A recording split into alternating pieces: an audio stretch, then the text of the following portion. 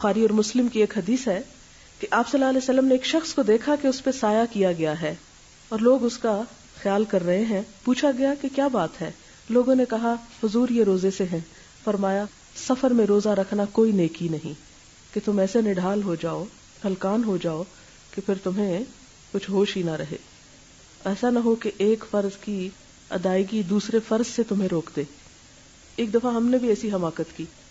ہم اپنے educational trip پر تھے، ترکی میں جانا ہوا، تو وہاں رات کے وقت ہم استنبول سے سوار ہوئے صبح انقرہ پہنچنے کے لیے.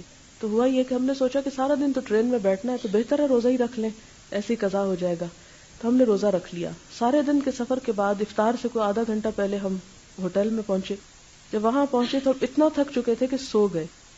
ایسا سوئے کہ عشاء بھی لیٹ جا کر اٹھی اور ہماری آنکھ کھلی. اس میں مغرب کی نماز بھی گئی، اس میں روزہ بھی بہت دیر سے کھلا.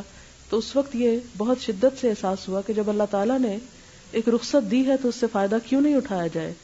وہ نماز قضا کر دینا زیادہ برا ہے بنسبت اس کے کہ انسان ضرورت کے تحت روزہ چھوڑ دے. مسند احمد کی ایک روایت ہے ابن عمر اور حضرت جابر سے کہ جو شخص اللہ تعالیٰ کی رخصت کو قبول نہ کرے، جو شخص اللہ کی رخصت کو قبول نہ کرے اسے عرفات کے پہاڑوں برابر گناہ ہوگا.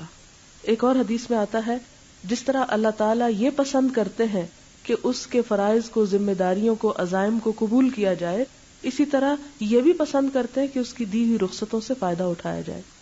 اللہ نے جو چیزیں جائز قرار دی وہ پھر ہمارے لیے پسند کیا کہ ہم اس جواز سے فائدہ بھی اٹھائیں.